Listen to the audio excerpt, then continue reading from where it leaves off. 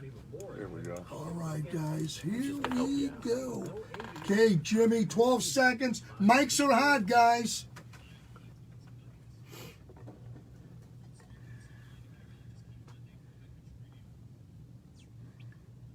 Good morning, folks. It's Thursday, 10:30, and this is Recovery Talk, a show that tries to bring some hope and help for hurting people. If you or a loved one struggle with substance abuse, that's what this show is about. Try to just bring guests on the show and talk about substance abuse and recovery and success stories and working through failures and whatnot. Today's actually, in my opinion, going to be a special show. But before we get into talking about that, just want to give a quick shout out to the show sponsor, Freedom Auto Tech. Freedom Auto Tech is a local mechanic shop here in town, ready to give you professional service on your vehicle, and you can know as a customer at the same time that you're going to support a good cause. The profits go to Freedom Farm Ministries, which is a one-year Christian men's recovery group here, program here in the high country. There's a lot of times the guests on this show are success stories from that. So come out, get your car fixed. A lot of times when you're buying parts, you are getting a 2-year, 24,000-mile warranty on those parts. You'll get a good price, good work done, and know that you're supporting a good cause through Freedom Farm Ministries at the same time. 828-355-4434. That's the number to call if you want to get on the schedule, 828-355-4434. Hey, you know what? I'm supposed to actually announce, too, that one of the other unique things about Freedom Auto Tech is they're open on Saturdays. So there's not a lot of shops here open on Saturdays. So if you're needing your car worked on your car and you can't get through Monday through Friday, Saturday is an open day for you, go over there. They can get you on and get you fixed and out the door. All right. So 828-355-4434. So today I think it's appropriate to do a little bit of a setup about my guest today. My friend Scott Hutchens is here. Say hi to everyone, Scott. Hi, everybody. I'm glad to see you again, or at least be here. So, hello. For those of you on Facebook, you can see Scott and me here in the studio. We purposely keep Mike Kelly out of the shot, okay, so that he doesn't disrupt everybody, because you'll just be staring at him. But anyway, Scott's he's a repeat guest here.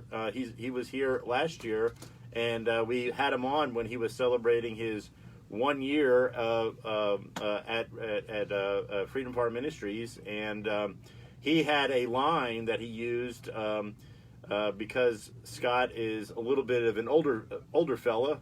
We won't discuss exactly your age in here, but he's a little older, and he said his runway is a little shorter.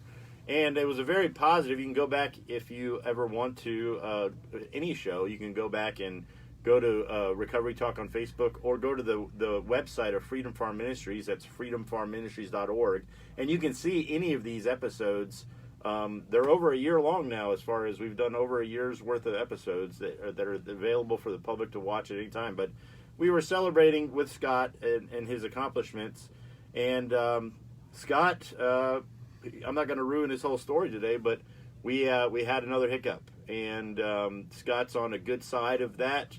But I really felt convicted to have my brother on here, and this in my mind is kind of a show of healing, because you've been through a lot the last few months, my friend, and I know, because I've been through similar situations. Anybody out there that's had any kind of sobriety and then you've gone back at all, we know one of the biggest things that keeps people down is the shame of that.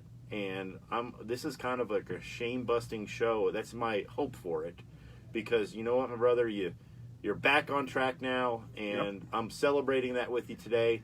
But in order to get into this story, why don't you kind of rehash a little bit? And I'm not going to tell your whole story again, but how did we get to Freedom Farm the first time? What kind of guy was Scott? Tell us a brief, as much as you can be brief about that. Your life up until coming up here to go to Freedom Farm, because you're from the area basically. So I am. Well, I'm a repeat performance, as it be, and so it all began last year.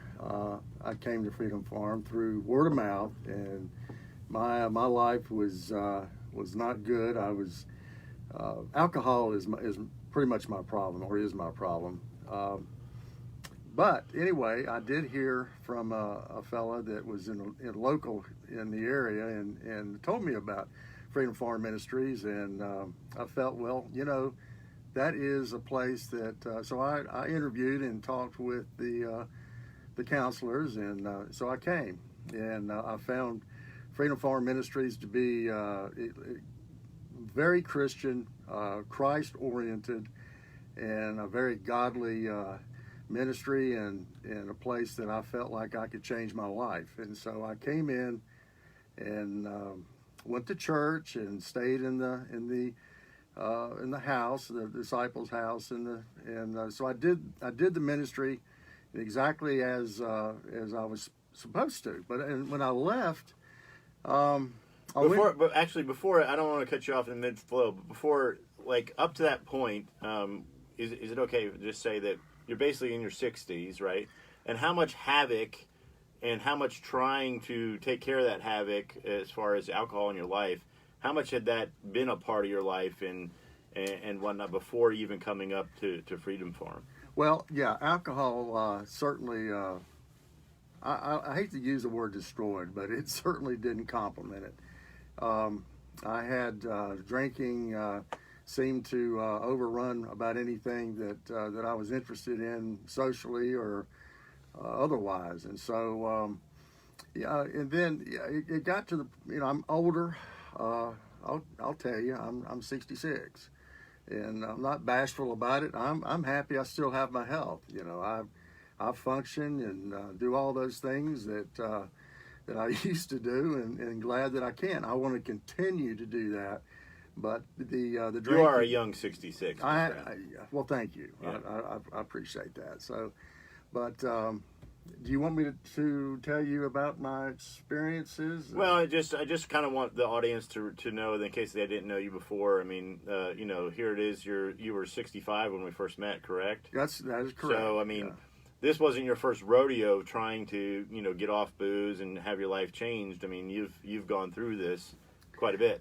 Well, yeah. I mean, I can't make a secret about it, and I had a DWI, and that caused a lot of frustration for me, and life was not good. I destroyed relationships, family-wise and otherwise, and so I'm going to tell you that I had some times that were not too bad, but still the alcohol needed to go. Yeah. And I needed to find refuge, and Christ was introduced to me. I have been introduced to Christ before, but this time it made a difference. And I came in, and I wanted the Lord to know that my heart was ready for change, and it happened. And unfortunately, when I left or graduated the first time last year, I went and found an apartment, had a job. I was actually working for Freedom Auto Tech and loved it. But my private life, or at least my after hours, I found myself going back to some old behavior traits. Mm-hmm. And first I was just maybe a beer, or maybe this or that, and I'll be okay. But I'm telling you, I quit going to church. And not that I didn't want to go to church, but I was making excuses. Mm-hmm.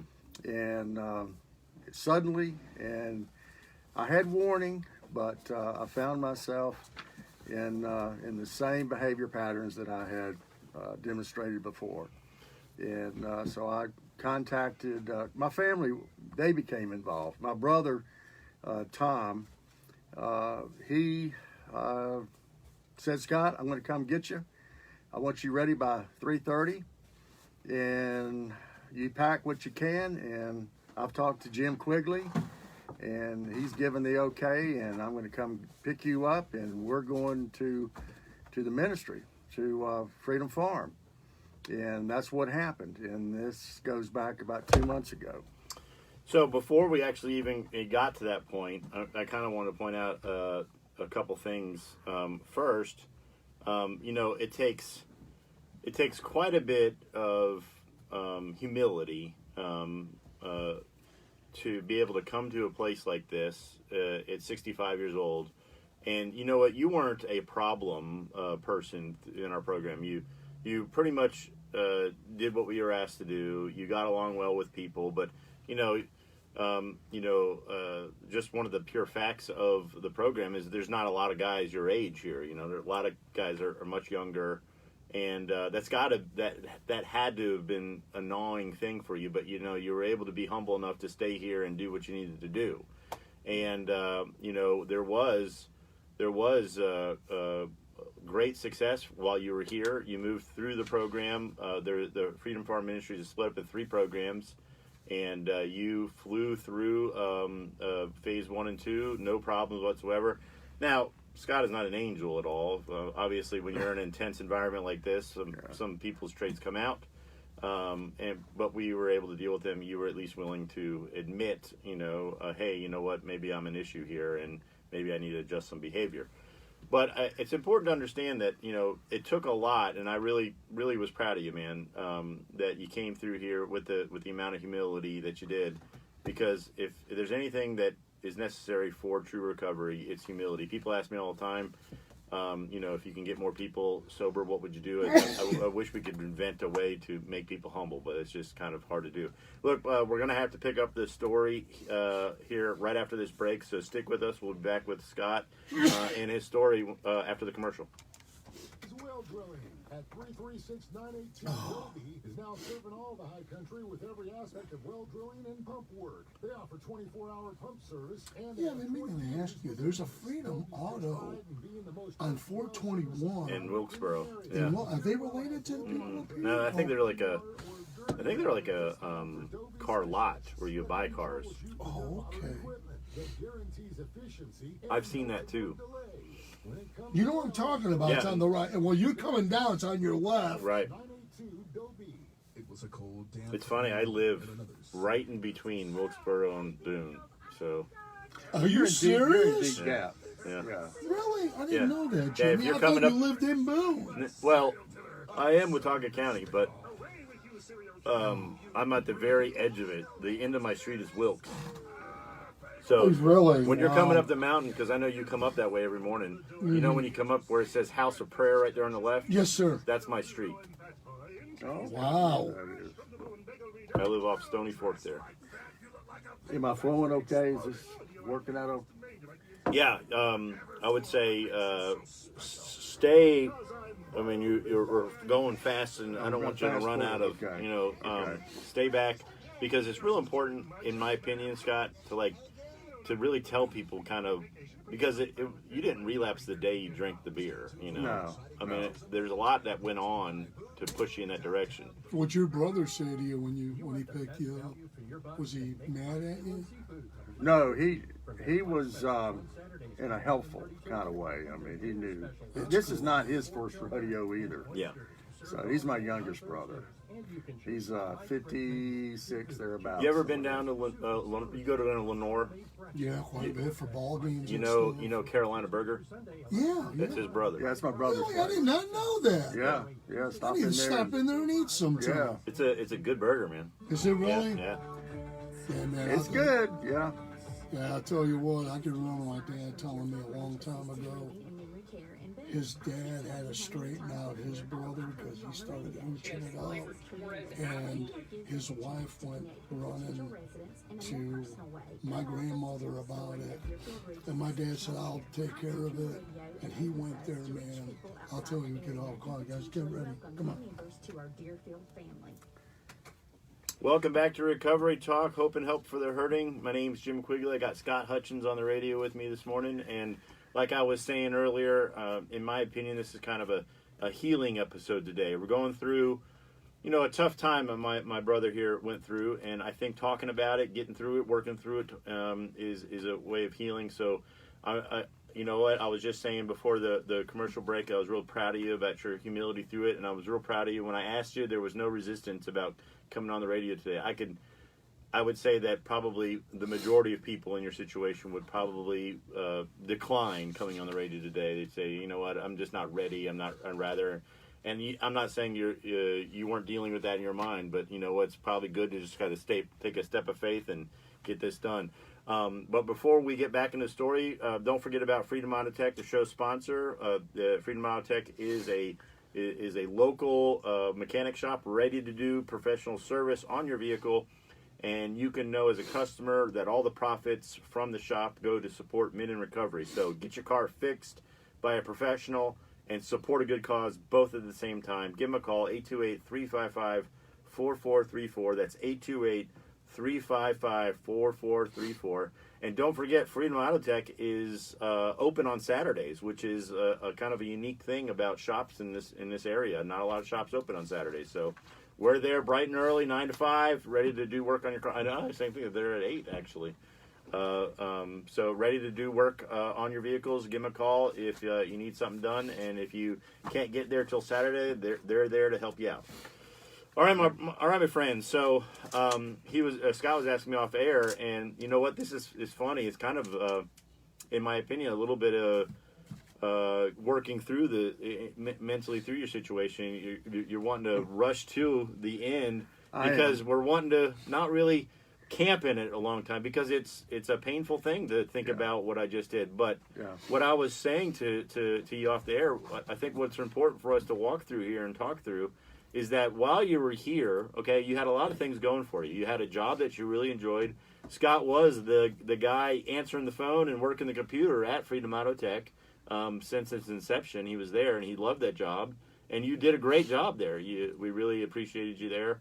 And you were living in a group, and you were smiles and positive every time we talked to you. But inside, I don't think that everything was what I like to call rainbows and unicorns. There was stuff going on, and you were being asked by people, if everything was okay. And I don't think you're being honest about it. If that's not too raw of thing to say, Well, it certainly is. When you go back and you rethink what your life was when you were in the ministry or when you were with Freedom Farm going through, it kind of brings back those thoughts that you had, and your 2020 behind you is always, great vision. And as I go back, and I wanted to rush through it, but there are episodes that I encountered that were not, as Jim says, unicorns and butterflies, but it's rainbows and unicorns, Scott. Let's get it right, okay? Whatever. All right. So, but the thing is, I think I talked about my runway one time, and taking off and landing when you're young. Not making excuses for the young ones out there. Don't misunderstand me, but. As you get older, you supposedly get wiser. And but all that being said, my runway has probably shortened another, several, maybe a couple hundred feet. But I don't want to do this again. I really don't. And I know what my mistake was, or mistakes. And as going through the program, at Freedom Farm, I felt that I was okay. I felt that I had God in me, and I felt that my spiritual life was going to lead me on the right road. Mm-hmm. And guess what? You have to participate. You have to be a member of the congregation of the Lord. And whether you're going to church or not, you've got to have a spiritual life. And when I left out, when I graduated from Freedom Farm Ministry in their rehab thing, I felt that I was ready, and I obviously was not. I want to stop there and pause and camp on this a little bit, because this is going to be a little bit of just peer-to-peer counseling here, right here live on the air, because I tried to bring this up to you when you were here before, and I think this played a small factor in it, okay? And this is, I want you to hear me out. So, they one of the things they said, you said, the older you get, the wiser you are, and I think there is some real truth to that. But also, the older you get, especially if you're living a bachelor life, the more kind of set in your ways that you are, your environment. So this is what I think was one of your real challenges, okay? So we're called to be content in all circumstances, right? That's what the Christian life is called. So people that were making those statements that are written in Scripture, right, their environments did not have anything that you would see that would bring contentment, okay? A lot of times, they call the book of joy that Paul wrote, Philippians, he wrote it from prison. So how are you joyful while you're in prison, especially for doing what you were supposed to be doing, and a lot of these guys are being persecuted, but they said they were content. They found contentment in circumstances. So I think, my friend, you started to lose contentment quite a bit, and this is what I mean.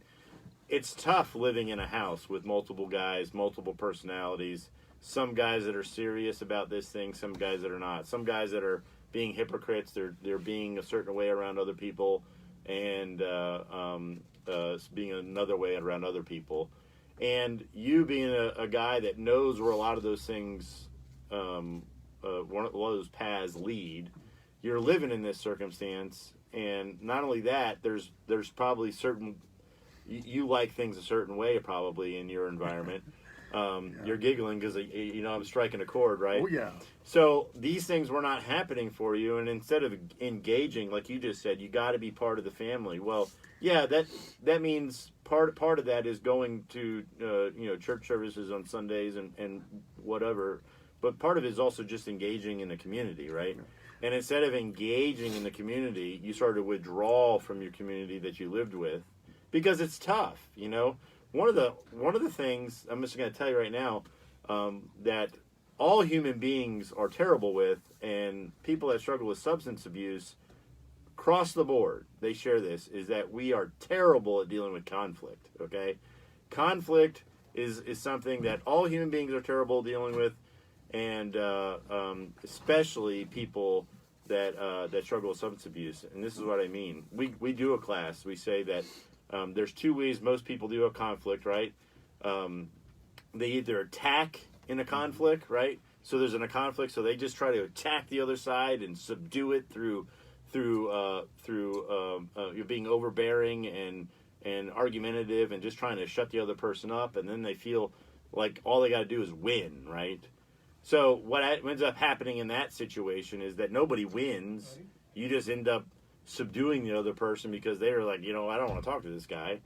Or what's the other one? Do you remember the other way you deal with conflict? Well, the way either you're laid back and you choose not to engage, or a short way of calling it withdrawing. You move away from it. Right. So you remove yourself from the conflict by just pretending that, I'm just going to ignore it. Yeah. But the problem is, in both those scenarios, what happens with the conflict? Yeah.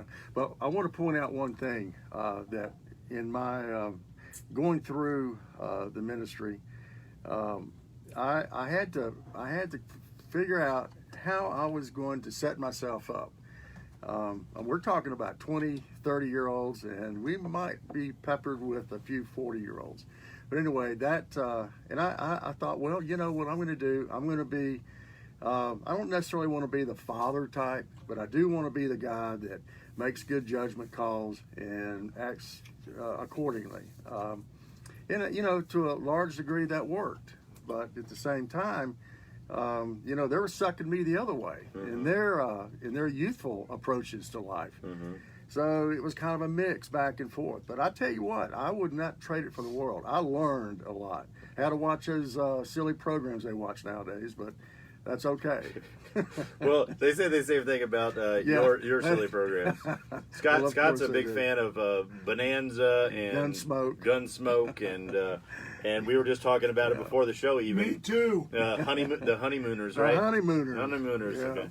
So you're showing your age here, buddy. That's all right. I'm proud. I'm not bashful about it. That's good. But back to it. What I was saying that either people do this attacking or withdrawing, and that's the way they deal with conflict. And the problem is that both those ways of dealing with it end up with the same result. The conflict's still there, right? Yeah. You didn't subdue someone out of conflict, and you didn't ignore conflict and it went away. It's still there. So in my opinion, what ultimately started happening was that you lost contentment, and all you kept thinking is the only way to gain contentment is to remove myself from this community. And so you were beelining for moving out, because you moved out as soon as you could. As soon as you finished your commitment with us, you were out. Well, I got tired of the crowded bathrooms. Yeah. That there are things, but again, I want folks to understand that it was. I got a lot of enjoyment out of it. I got a lot of laughs. We got to pick up right when we come back from this break, but we will pick up with your enjoyment and laughs. But I know exactly where we're at, so stay with us. We will be back right after this commercial break. Okay. You're doing great. Good. Yeah. Doing great. Yeah, we slowed it down. Yeah. And I got. See what I'm saying? Yeah. I'll just go It's a back great through story. it. I have to remember, the times that I did have, and I got some characters in mind that, did give me that levity, as it were. Mm-hmm. So. Good. Yeah, you're right. Conflict is one of the toughest things, and if you have an abuse problem, it's the easy escape. Mm-hmm. You think you can put it behind you and go over it and forget about it. And the toughest thing to admit is once the conflict becomes an albatross, you don't want to admit it. I mean, you look at Desi Arnaz.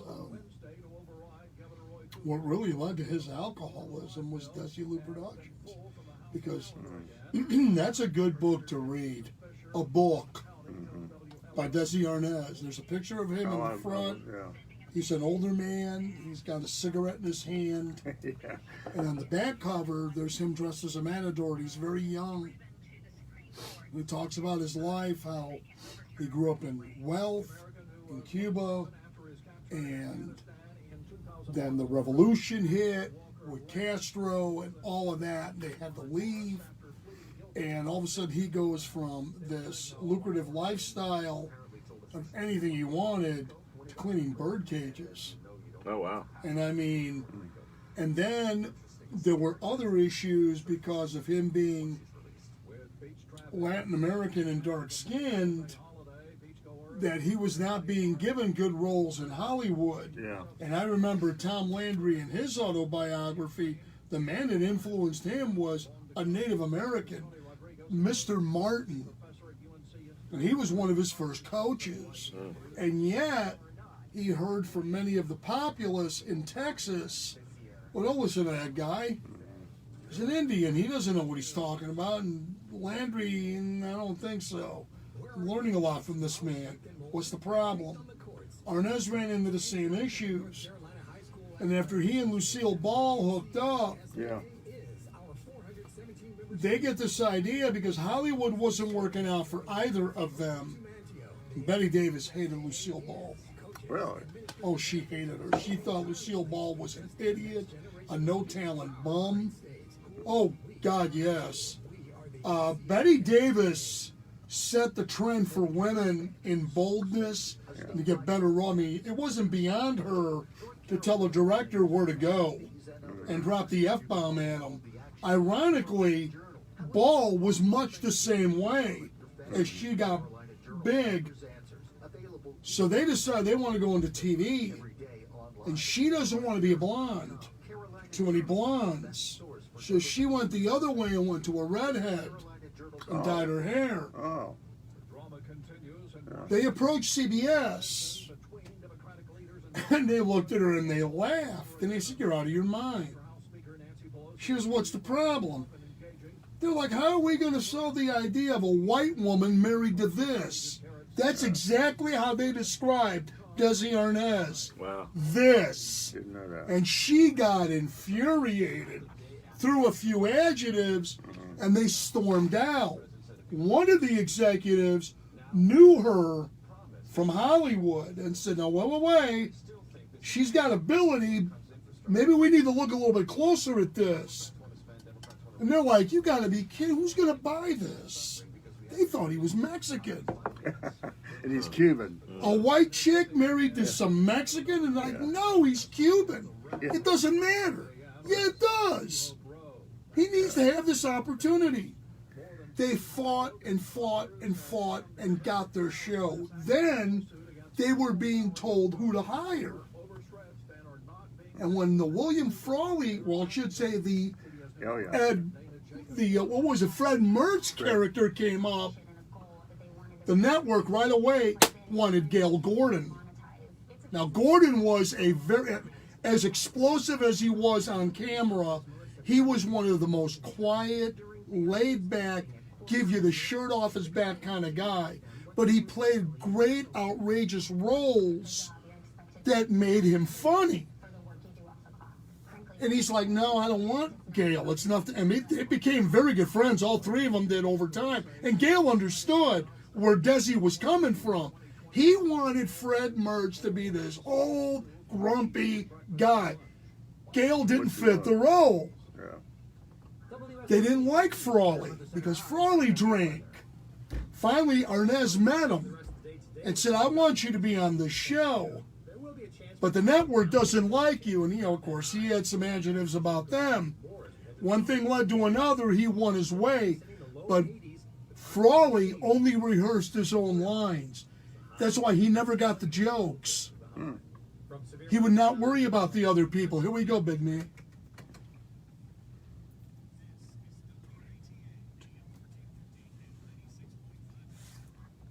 Welcome back to Recovery Talk. Hope and help for hurting people. Brought to you by Freedom Auto Tech. Freedom Auto Tech is the show's sponsor, ready to give you professional service on your vehicle. And you can know at the same time as a customer, the profits from the shop are going to support men in Christian recovery through Freedom Farm Ministries. Give them a call if you need your car worked on, 828-355-4434. And know that they're open on Saturdays, which is a unique thing when it comes to auto shops in town. Not a lot of shops open on Saturdays. 828-355-4434. That's the number to call. Give them a call if you need something done to your vehicle. And know you're supporting a good cause at the same time. All right, Scott. Where we were, I was of the opinion that that you were probably discontent living where you were at, and you had this idea that somewhere along the lines, I'm not saying that it was exactly this, but if I were to be alone on my own, then I would be happy. Does that make sense? Well, yeah, there's some truth to that, certainly. But I want the folks to understand too that I was happy in the ministry, and it just so happens that something came available that fit my living requirements, and I jumped on it, and I miss it today. I really do. I knew that I couldn't stay there because of my alcoholic tendencies, but I wish that I had probably hung on a little longer in staying in the house or in the ministry house. But as I am back in the program now, I've got all that foresight, and I'm doing it the way that I did it last time I was here, but with one consideration. I'm not anxious, and I'm accepting everything as it comes my way, and I'm wanting to grow. And I went back and I stopped growing when I left, but now I picked up, and I am going back the same direction, God's direction, I will say, and I'm going to keep it up. And the ministry has been good to me, and I love the ministry. Jim Quigley has been every bit the man that I thought he was, and has gifted me with the Lord. And I'm using the word gift because that is exactly what I feel like I have received. So as I continue my journey in the ministry, I'm not anxious finding out when I can leave or when I'm going to graduate. I'm here, and I'm not going anywhere. Well, I appreciate you saying that, man. And this is another factor that time frame. Like, there's nothing magic about being at a place 12 months. There's nothing magic about sitting in a house of conflict either. What I want to say is that the mindset when you're in those situations. So if you're looking at a 12-month, as in that gives me my boom, bing, magic that now I can do things on my own. I just have this this time behind me, then you're probably looking at it 12 months the wrong way. And if you're looking at the conflict you're sitting in, as in the way to be happy is to just to remove myself from this situation, that's probably not going to be a healthy move either. And again, one of the traits for us when we're discontent is that we make these like decisions solely on our own, right? And I would say that pretty common, like an overconfidence, like, hey, look, I just did 12 months at a place, so now I know that I can be on my own. And so you've built that idea up in your head, this image in your head. So as soon as struggle starts to come your way, you don't want to ruin that image that you're believing in yourself and with other people. So what do you do when struggle's coming your way? You don't tell anybody. You don't say anything about it, because I would say that kind of probably early on, we started to ask you if everything was okay, how you were doing, and you were telling us about missing church and things like that, and you had some reasons that were going on. You were doing this and doing that, and it was all like, this is an understandable thing that's happening. There's nothing wrong really going on here. I have this understandable thing, but you started to go back, and people were starting to notice it and ask you about it, but you were probably at the point in your mind where you didn't want to. I didn't want to discuss it. Yeah. Just absolutely. I can handle it. This is something that I don't want everybody knowing my business. Right. And it's I like to shut my door and have my privacy, which I was not accustomed to having for a while. But I did find that with that privacy comes responsibility in your behavior patterns. And of course, my behavior kind of resulted back to old behavior. And but I certainly I know the difference, and it became evident. I mean, anybody that knows Scott knows the difference. Mm-hmm. And so I finally said, well, good grief, who am I trying to fool?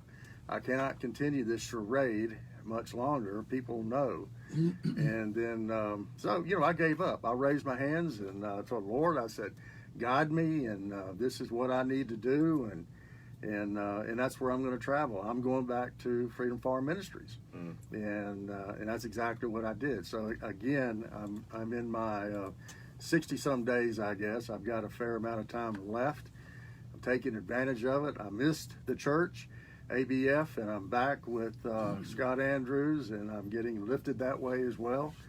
And so it's all positive, and you can tell by looking at me, I'm happy. Mm-hmm. I'm a happy boy, a happy man, and so as life goes on, I like the way I feel, and so anyway. That being said, Jim, I'm okay.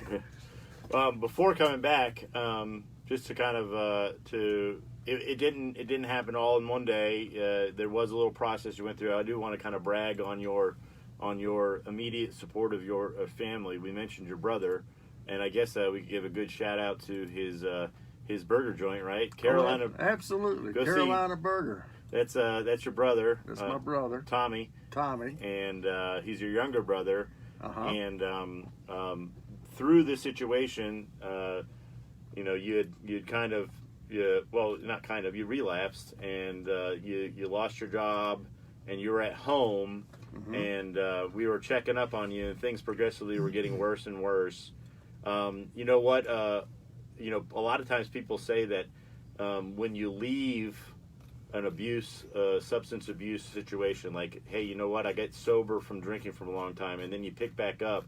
A lot of people say that it goes right back to really bad pretty quick. Would you say that was your experience this time? Yeah, I would say that it was within a few days. Now, we had a snowstorm that back in December, and there's nothing worse than being an alcoholic with a snowstorm. So I used, I suppose, that to an excuse to some degree. But I will tell you this, that it was not long that I was back in the same quantities of drinking that I had done before. But, I had talked to my brother Tom, and he could tell the difference in my attitude.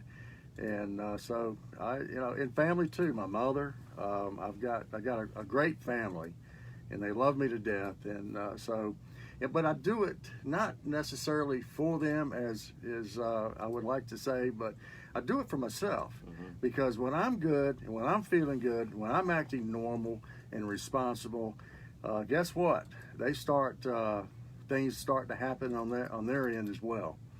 But I certainly am going to continue down. I'm going to stick with the ministry as long as they'll have me, and I will continue to hopefully do another radio show at some point in time and give you how I'm progressing and letting you know.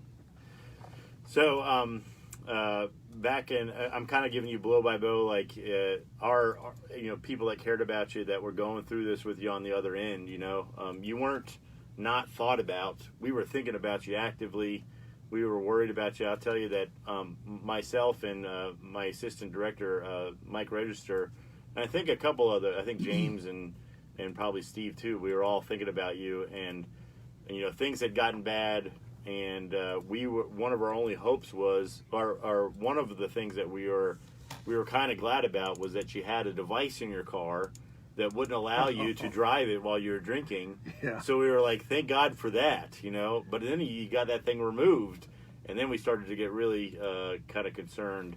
Yeah. But to brag about your brother, this short period of time that you sat isolated doing this was another humbling process that you needed to go through, and you finally did get to the point of where you were humbled to where you were like, you know what, I need to do something, and that resulted in me having a conversation with your mom, and then me having a conversation with your brother.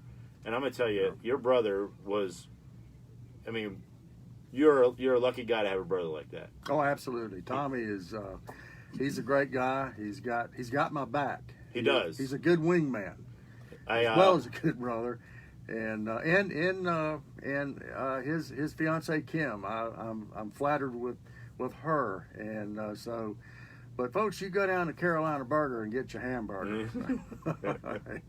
All right. Another plug for Tommy. But yeah, I probably had one of the nicest conversations with a sibling. He said, look, he wasn't upset. He said, you know what, I've been Scott's brother my whole life, and this isn't the first time I'm going to help my brother. He's my brother, and I love him. And he did. He helped get you here. He went and he said, pack up, get dressed, I'm coming to get you. And he wasn't taking no for an excuse, and you came back to Freedom Farm. But look, we got a break coming up. When we come back, we will pick up the story from there, and we'll finish it out. Stick with us. Big plans this summer. That's good. Yeah. That's good. Checking out some reconnaissance. Yeah, but Desilu Productions kept growing and growing, and then all of a sudden he started with the 5 o'clock cocktail, and 1 led to 2, 2 led to 4, 4 led to 8, and a funny story, it was bittersweet. A rookie cop was patrolling the street that they lived on, and they saw him driving like this, and they pulled him. Just so happened a veteran cop was within the neighborhood, heard the call, and went over there. Told the rookie, he said, no. He said, that's Mr. Arnaz. Notice there's no parked cars. We just let him drive home. Leave him be. You'll be okay. And the rookie's like, I'm telling you, leave him be. And they let him go home.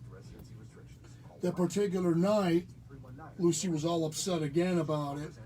And that's when he opened up and he told her, he said, look, I love you, you love me, but we just can't live together. Can't do it. We're going to kill each other. He said, here's what I proclaim. I want a divorce. And he did. He was the one that filed for divorce. But he loved her so much, he knew that if he filed, what would that have made her look like? So what he did, he said, I want the divorce, but you file it. I won't contest it. I'm Dr. Jessica Ames. That way you keep your image. And that's the way he did it. They stayed friends till the day they died. When he died, 5 years before her, she bawled her eye, actually 3 years before her. She bawled her eyes out. She couldn't stop crying. He was the man that put TV sets in your hotel room. I watched that show. You know. Yeah. I watched it. Yeah. I love Lucy. Yeah. Here we go, guys. We're back. This is Jim Quigley with Recovery Talk with my friend Scott, and we're going to end up, like I said, what I thought was a healing episode. It might have been tough going through this, Scott, but I appreciate you sitting here and telling us your recent experience with, having over a year sobriety and then relapsing and then getting back onto it. But you came back, my friend, and you have not complained. You've done what you need to do. It was pretty painful to come back at the beginning, just in the physical, the part of it. Yeah. But again, you didn't. I've seen a lot of people, put it this way, I've seen a lot of people come and do what you've done, and they came back and it didn't go as well as it's been going for you at this point. So tell us a little bit about maybe a difference this time coming back around. Well, I want to point out, too, that when I did come back, I felt you made me feel welcomed and didn't ask a bunch of questions, and you knew that I wanted to be here, and I felt good about that. And no, I did not feel good, and it took me a week or two at the safe house to kind of at least feel human again. Mm-hmm.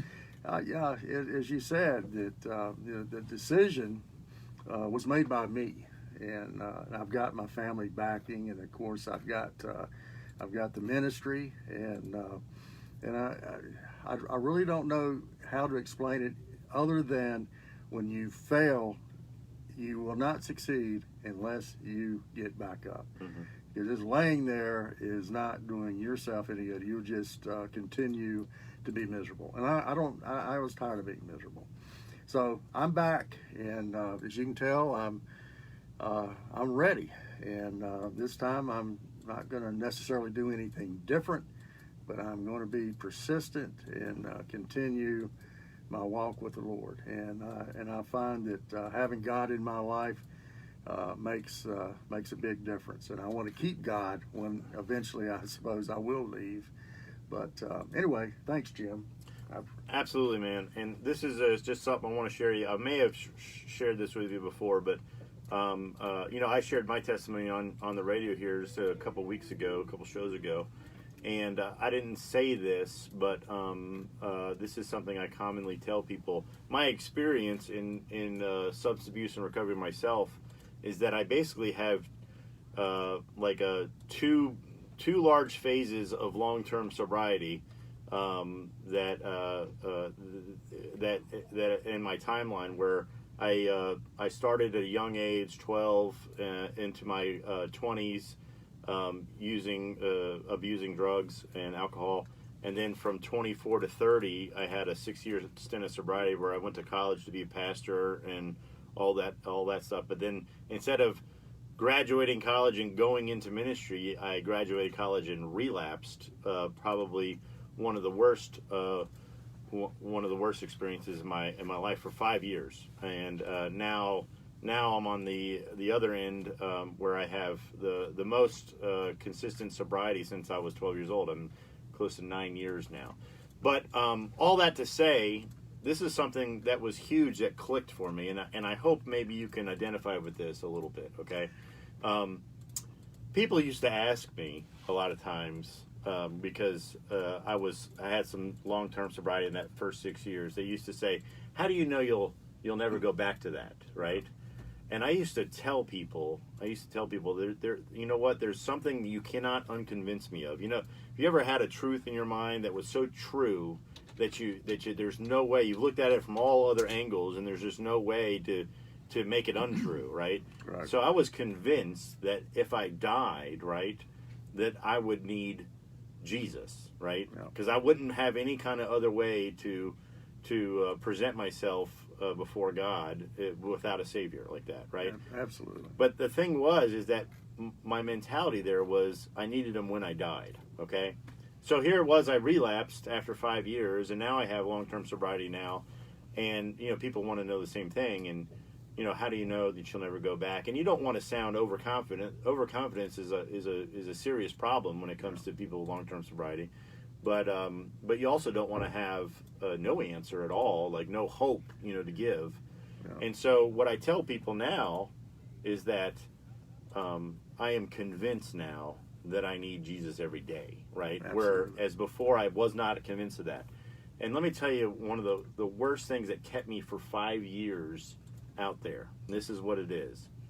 At some point during that 6 years of sobriety, right, my good track record, okay, my record of being sober and not going back to that lifestyle started to become my identity, okay?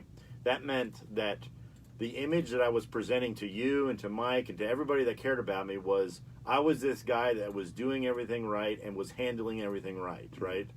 And the problem is that secretly things were already I was starting to fail, right? I was failing, and I was compromising things that I used to have, that I used to do well. I was not doing well. I was making excuses for my compromise. And the thing about it is that when this is called self-righteousness, when your self-righteousness is the most important thing for your life, when that's what you're presenting to people, it terrifies you to bring any kind of negative check mark against that, right? Absolutely. And then what also ends up happening is that you have to continue to count on that self-righteousness. So you need to find people that you feel better than, right? Yeah. So I got into this game, right, where I was like, oh, look at this guy. He's struggling with this. I used to struggle with that. I don't struggle with that anymore. And look at me. I'm better than him, and I'm better than him. So anyway. You construct yourself as a character. Yeah.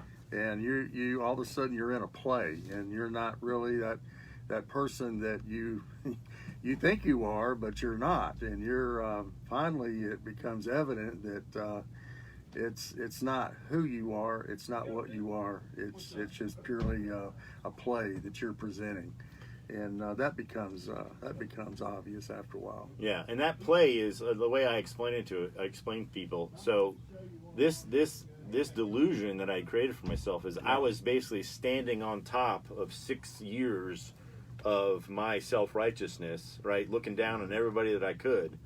And what ends up happening is when you get to that degree, when you're that self-righteous and that spiritually arrogant, or even just arrogant, and that critical of everybody else, and you fall, okay, which I did. I fell.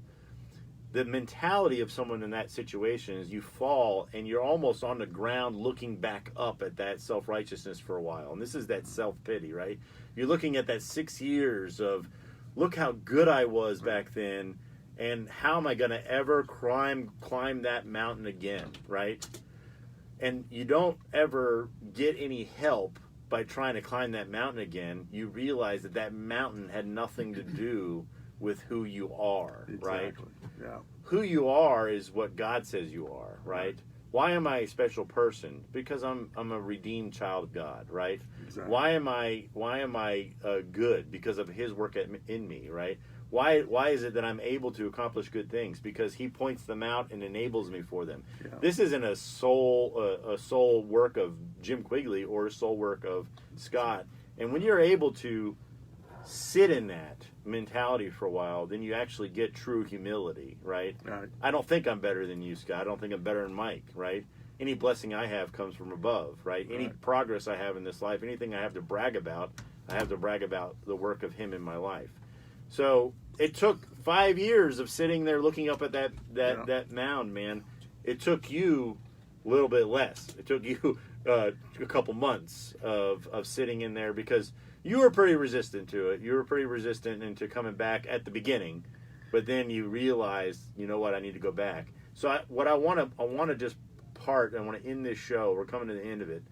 I want to end this show with, just remember, man, you are who God says you are. Okay, your track record is not your identity. Okay, absolutely. Your track record. Thank God it's not our identity, because let me tell you something. Don't want that. Thank God it's not our identity. Remember. It got you to where you needed to be humble, to say, you know what, my identity is worthless. I need a new one. Yeah. And that comes from understanding who you are in Christ. So buddy, that's the only way you're going to be able to stay in this. And I'm going to tell you that the desire, there's nothing wrong with wanting privacy, and there's nothing wrong with having, time away. I think it's really necessary, but it can't become an idol in and of itself, right? You can't live an independent, self-sufficient life, man. We were not made that way. Absolutely. And what you say is so correct.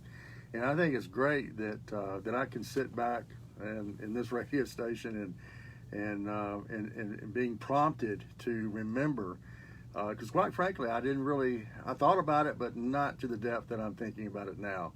And I made mistakes, and so at least I know what my mistakes are. I am going to continue my walk with the Lord, and with Jim and the ministry, and I will be okay. Brother, I'm really glad you came on the show today. I'm hoping it helped. I'm hoping tomorrow morning you wake up a little bit lighter about everything. And thank you for coming in. I know that somebody was encouraged by your story today. Good. Folks, we'll be back next Thursday, 10:30. Don't miss it.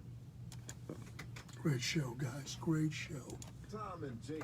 Great show. I think so. Good job, buddy. You hear that? Great show. Jake drives a convertible. Let me ask you something, Jimmy. I want the truth. Mm-hmm. You have made a